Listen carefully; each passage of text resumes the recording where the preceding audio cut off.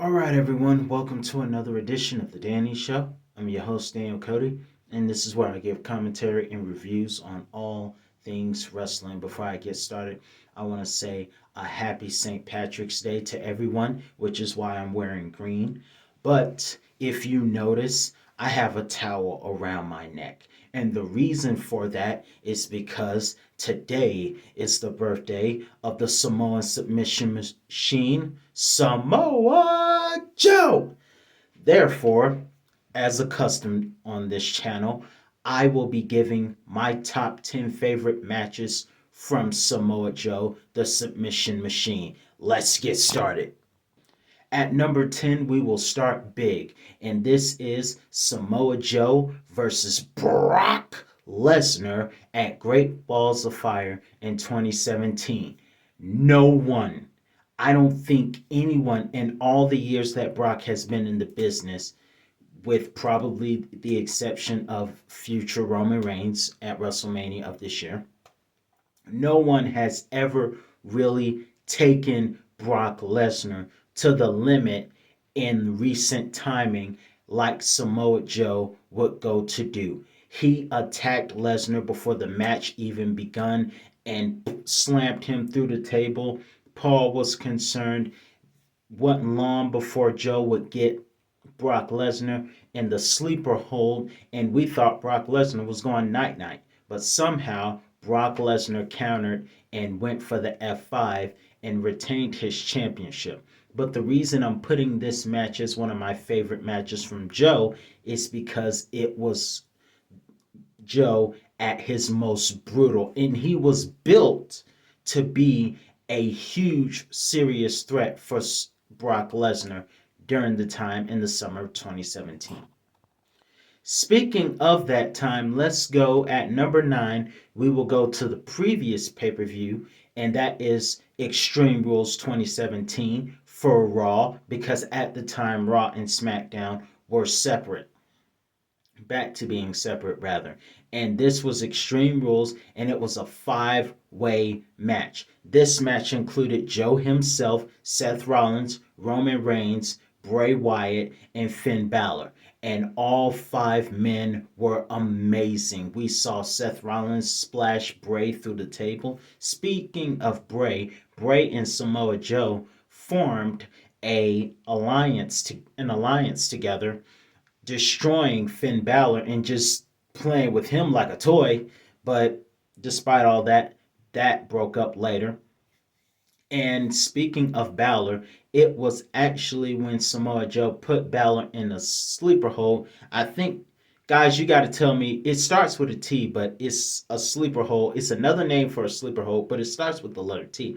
And I can't really say it right for some reason. But either way, nonetheless, it was one of those chokehold sleepers that Joe is very famous for, kind of like Taz, for putting people to sleep with, and he put Balor to sleep, making him the number one contender for Brock Lesnar's championship. At number 8, we have Samoa Joe versus Shinsuke Nakamura at NXT TakeOver Toronto on a Saturday, which is 24 hours prior to Survivor Series, where Goldberg shocked Brock in a huge quick victory. But this match was a return rematch from NXT TakeOver Brooklyn, where Shinsuke defeated Samoa Joe for the WWE NXT Championship. This was a rematch where Joe demanded, otherwise, he was going to continue destroying the whole NXT roster. So, after injuring Shinsuke, Shinsuke came back angry. Great entrance by Shinsuke, by the way. Samoa Joe basically controlled most of that match, but Shinsuke was not without his offense, delivering 2 knees, which are his finishers. It took 2 knees, but on one of those knees, Joe ran out of the ring, distracted the referee, went for the low blow, and then finished it for the win, and he would get the NXT Championship for the second time, becoming the only second time NXT heavyweight champion. But interesting match in Toronto that Samoa Joe would win. At number 7, we have Samoa Joe at Turning Point 2008 facing off against Booker T. Now, a lot was going on at this time. What made this angle very interesting is that we had Sting as a wild card, but he didn't interfere. But the interesting part about it is, and some say he had a point, was that part of the reason Sting was making himself the wild card in some of the matches, including with Samoa Joe at the time, was that he was trying to teach the up and coming wrestlers lessons in respect for people who paved the way. Fair point.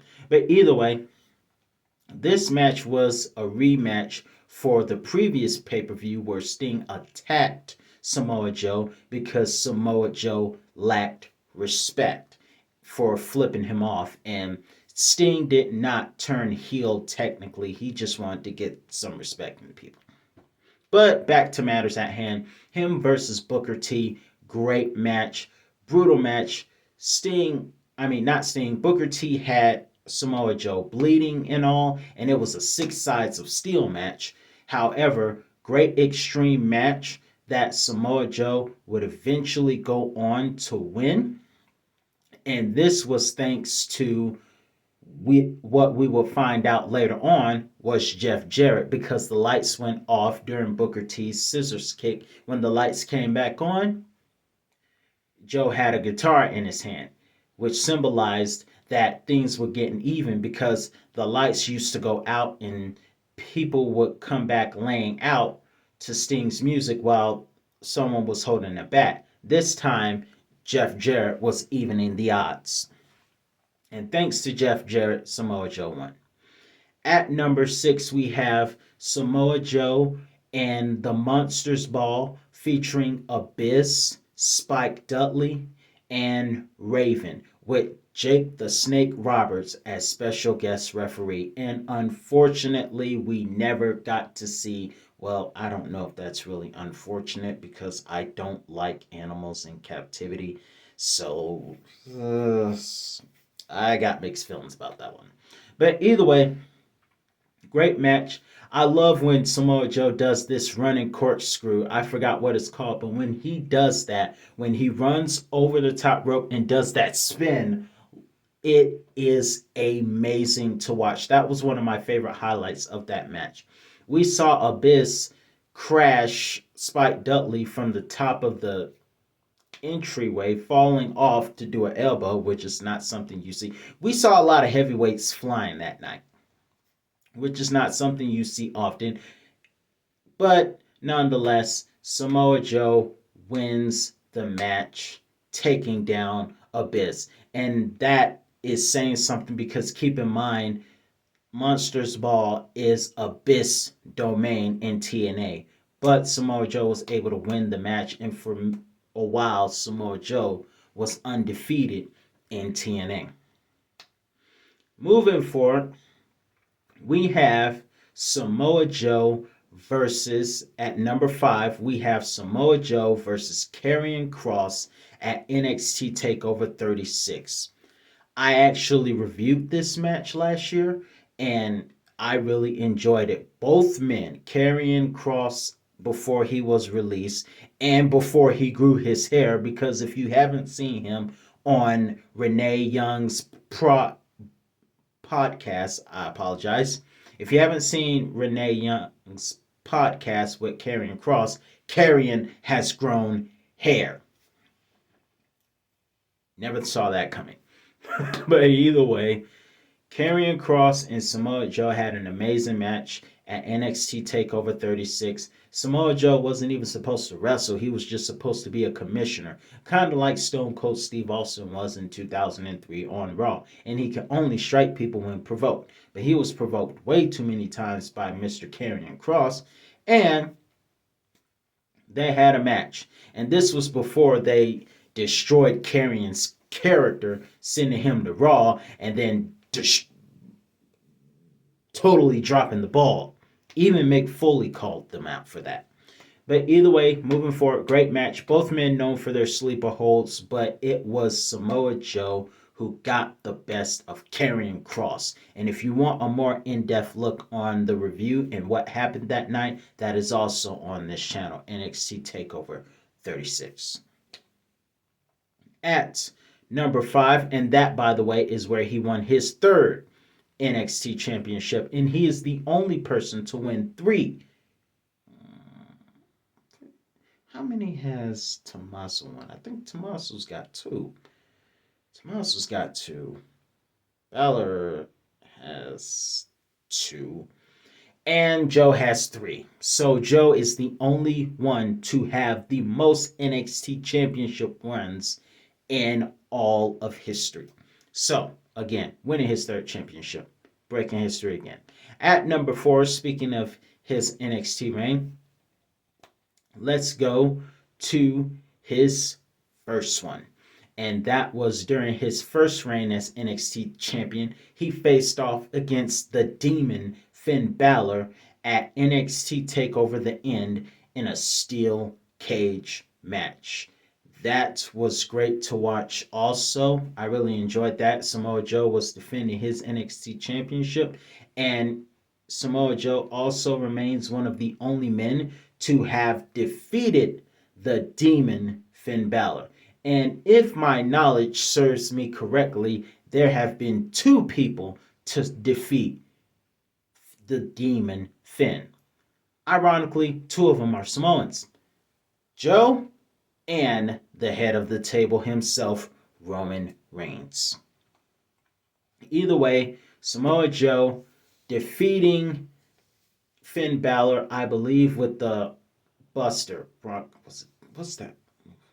Muscle Buster. The Muscle Buster. And it was an extreme Muscle Buster because it was a move that he had to perform while stopping the demon from escaping. So you have a demon and the destroyer, Joe. Joe's gonna kill you. Just can't. I can't do a Samoa Joe review without saying that chant. But moving on, that's number 4. Let's get to number 3. These next 3 are back to TNA. And fun fact, I actually found out about Samoa Joe through TNA in 2007. During WrestleMania season, as we were getting ready to go to Detroit, I saw TNA on Spike.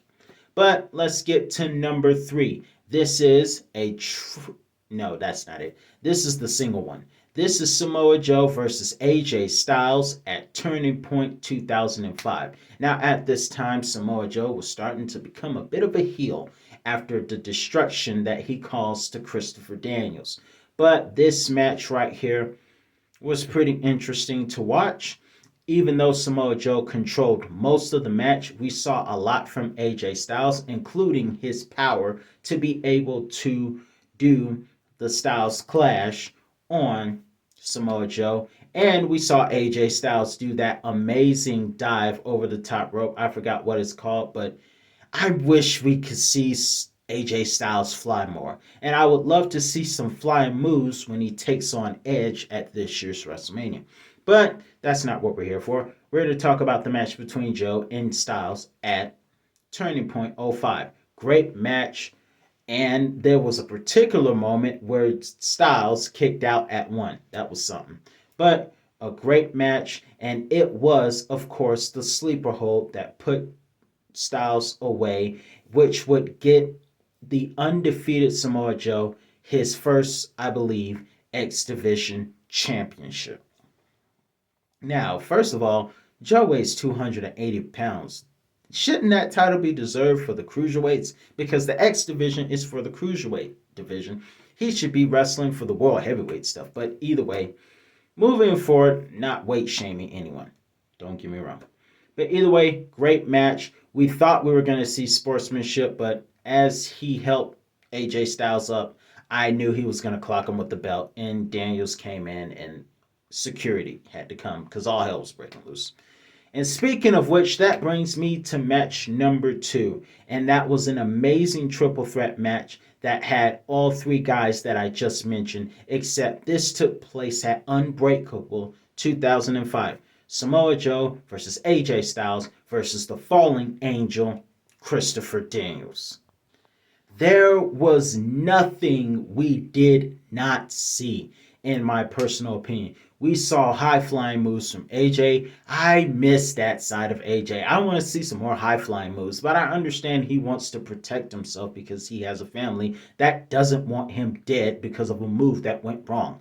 But hey, I miss that. I want to see some more flying from AJ, especially at WrestleMania against Edge.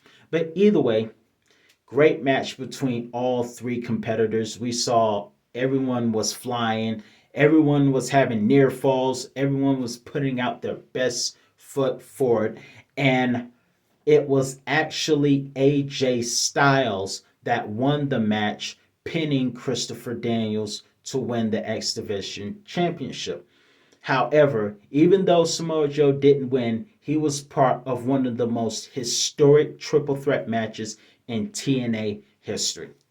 But let's talk about a match that Joe did win. At number one, we have Samoa Joe versus one of his greatest rivals, Kurt Angle, at TNA Lockdown 2008.